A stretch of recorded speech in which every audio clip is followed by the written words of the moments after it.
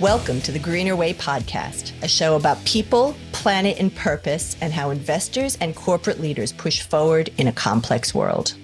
Joining us for this conversation is BNP Paribas Asset Management Head of Sustainability, Jane Ambachtsheer. Jane, it's a delight to welcome you back to the podcast.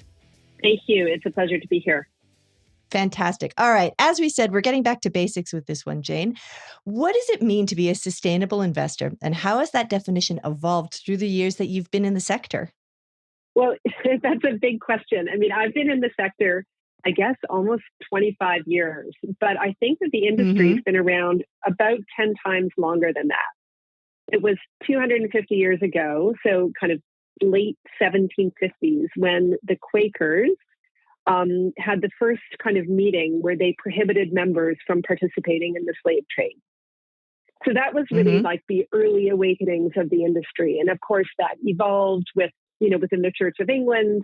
About 10 years later, they articulated, the first tenets, I think, of social investing as being that we ought not to gain money at the expense of life or by losing our souls. Right? So those are some early origins. We can fast forward to the mid 1900s when we had the first kind of socially responsible investment funds begin to launch. And then we had the onset of kind of shareholder activism. We had our first religious shareholder resolution filed by the Interfaith Center on Corporate Responsibility in 1971, requesting that GM withdraw its businesses from South Africa until apartheid was abolished. So there's a really rich history of sustainable investing. And it's, I think, really hard to say exactly what it means to any one organization because there are so many different elements to it.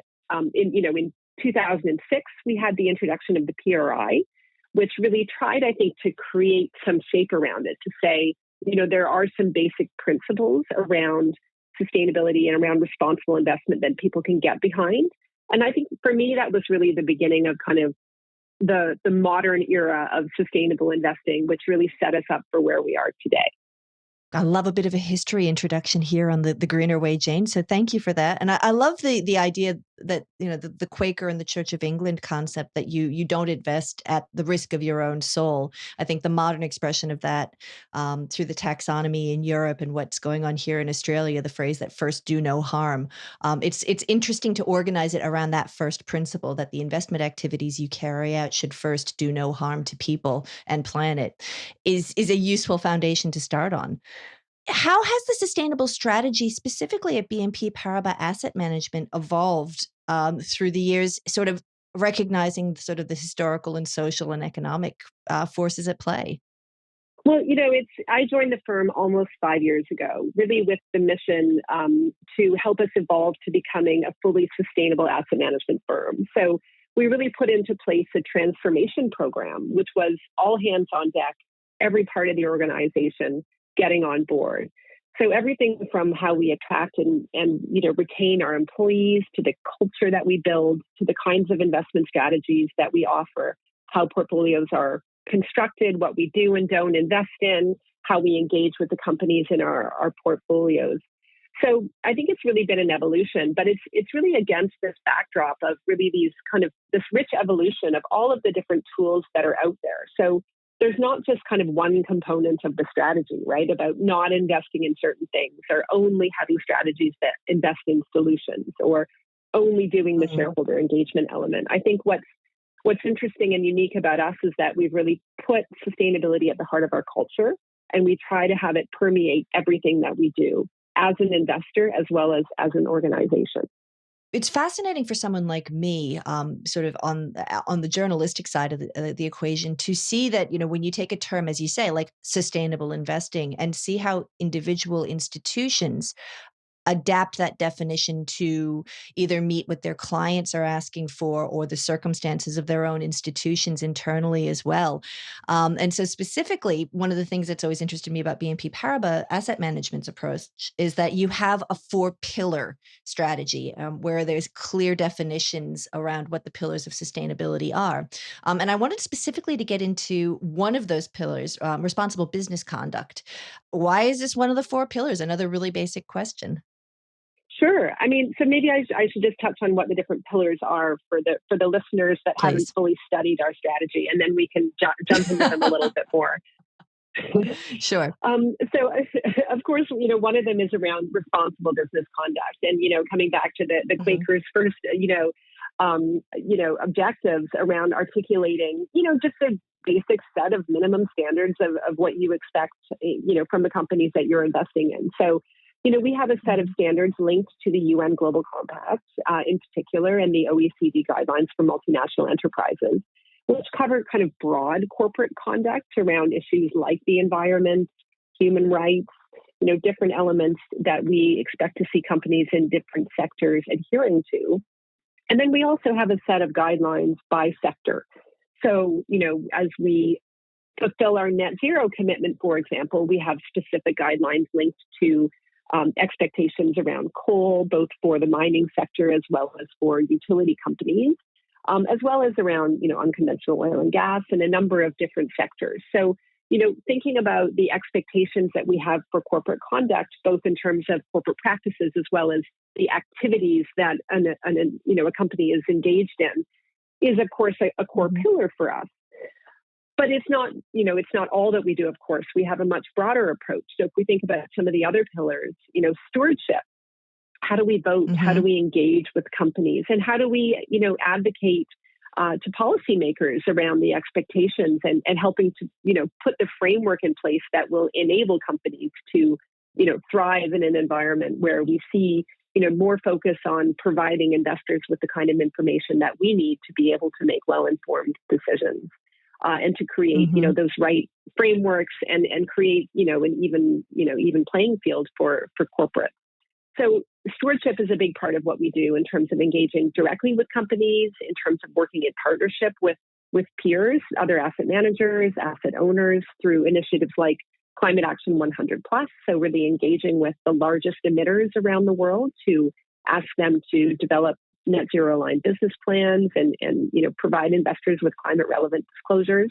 And we've recently been involved with some peers in launching Nature Action 100 Plus, which is a similar initiative, but focused on nature loss, deforestation, biodiversity.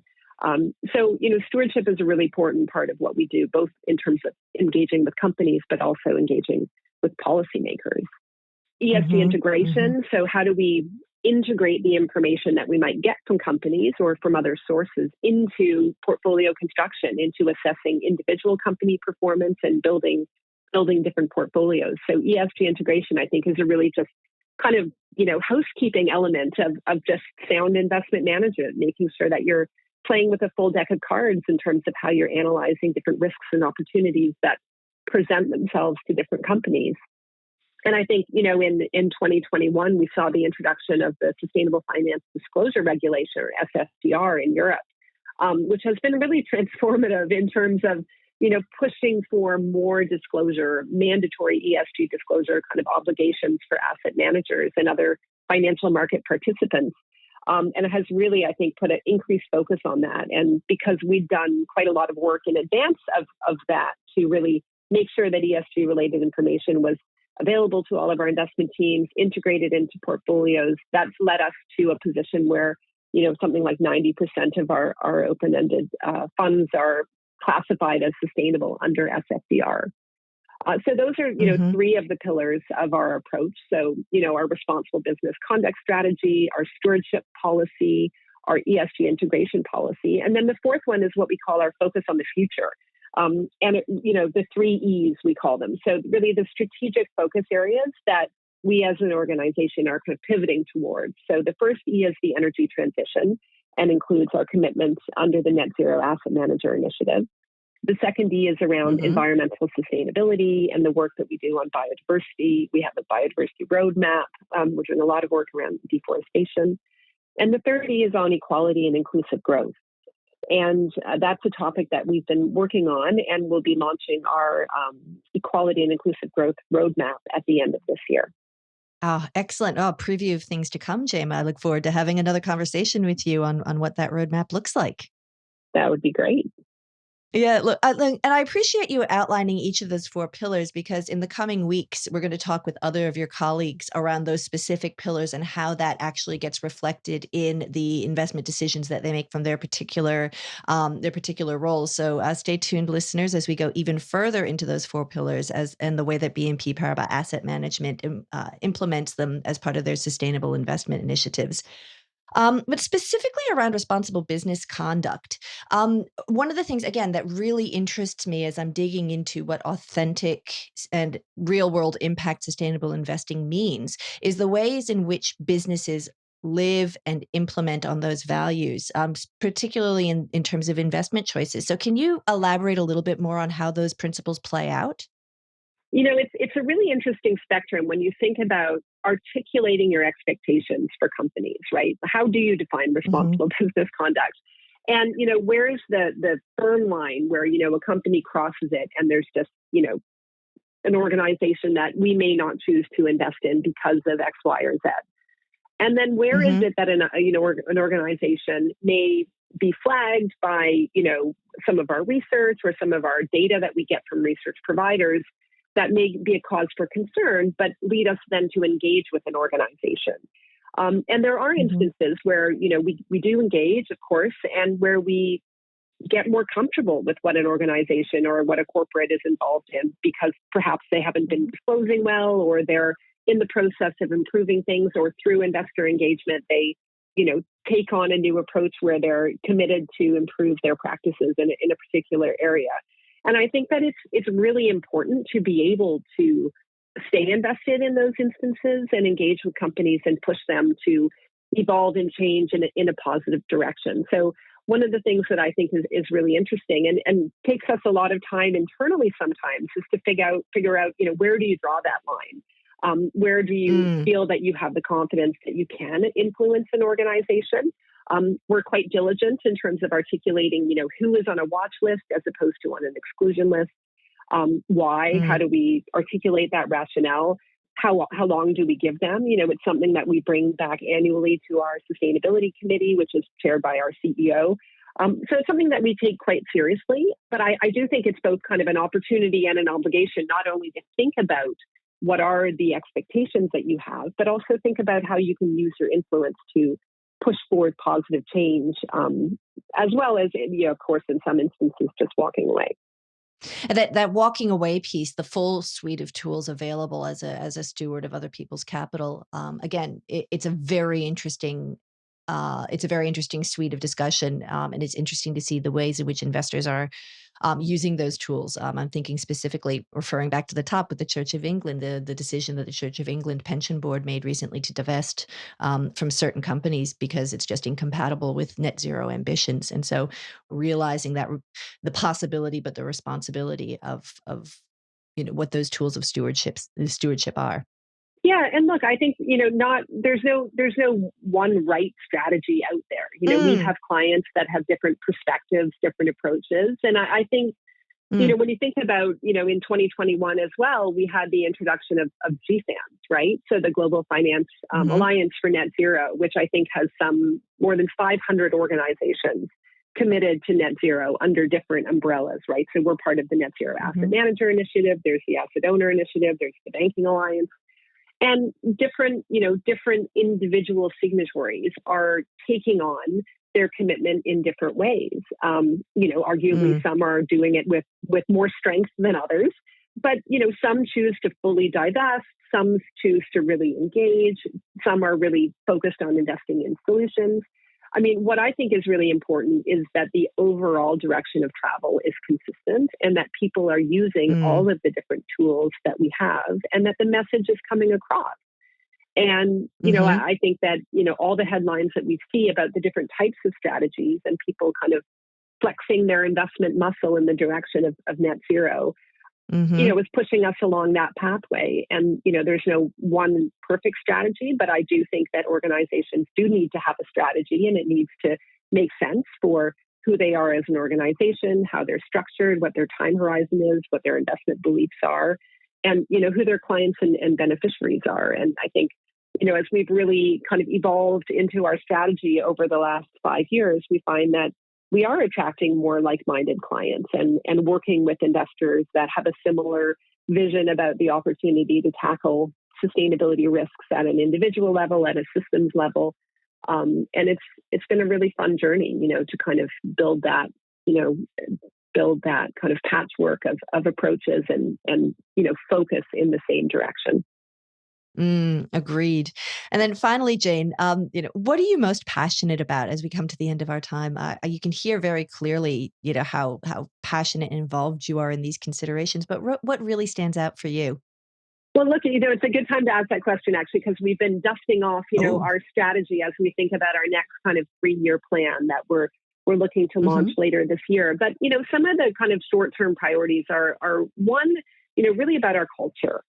And by, evolving to becoming a sustainable investment firm, as I said, it's really been all hands on deck. Every member of our executive committee is involved. Every piece of our organization is involved. And I think that that's something that we could see more of in the investment industry, more organizations kind of focusing on walking the talk, right? In terms of what are we doing around our own operational emissions, around educating our own staff on, the science of climate and biodiversity, and really engaging people in their communities and trying to really walk the talk and live up to the expectations of what we're asking companies to do. And how do we, attract and retain talent through really kind of living that culture? So that's one of our really important priorities and something that I think is really kind of unique. Another one is really being focused on being science-led and transparent in what we're doing on, net zero, on the sustainable development goals, on how we're interpreting, the definition of sustainable investment and the EU taxonomy in our SFDR implementation approach. So we're very focused on, being transparent, putting things on our website, looking to collaborate with peers, with academics, with industry bodies. Things like net zero, we shouldn't be trying to compete around this. We should be really looking at, how can we be true to the science and focused on kind of collective approach to thinking about methodologies, sharing data and information. I think that's a really important element. And then finally, just continuing our path with kind of bold stewardship. I think we voted against management something like 37% of the time through the 2023 proxy season. And look, that's not to say we don't always agree with management, but we have very clear principles and policies around what we expect to see on topics like climate-related disclosures. We introduced biodiversity-related disclosure expectations for the first time this year, board diversity. We have a very clear voting policy, and that's something that we implement, right? And it really helps us to open the door and engage with companies we're investing with on a number of different topics. So those are really, I think, critical things that I'm excited about kind of continuing the work. The next frontier that I think many of us, and I'll leave it here, is just kind of getting more involved with emerging markets, where, we know that the vast majority of incremental emission reductions that we need to see in the coming decades need to happen in emerging markets. And, many large investors like us have really significant footprints and organizations across numerous countries. And we've been working really hard to make sure that we're integrating well with those teams, that we're, undertaking joint engagements with local companies, that we're sharing data and information. And I think, to me, that's the really next exciting area to focus on for the next couple of years. You've heard it here first, folks, a preview of things to come at BNP Paribas Asset Management. You've been listening to BNP Paribas Asset Management's Head of Sustainability, Jane Ambachtsheer. Thank you for your time and looking forward to the next episode. Thanks for listening to the Greener Way podcast. If you liked today's show, remember to rate and review us on your podcast platform and make sure you're subscribed so you don't miss an episode. Any feedback? Contact us on podcast@fssustainability.com.au. I'm Rachel Allen-Backus. The Greener Way podcast is a product of FS Sustainability, a show about people, the planet, and investing in our collective future. All information in this podcast is for education and entertainment purposes only. The Greener Way podcast gives listeners access to information and educational content provided by discussing numerous financial sustainable options and our featured guests. It is not intended as a substitute for professional, legal, or tax advice. The hosts of The Greener Way are not financial professionals and are not aware of your personal financial circumstances. FS Sustainability operates under an Australian Financial Service Licence and the exemption made available under the Corporations Act 2001 in respect to any information or advice given. Before making any financial decisions, you should read the product disclosure statement and, if necessary, consult a licensed financial professional. For more information, head to the disclaimer page on the FS Sustainability website, fssustainability.com.au.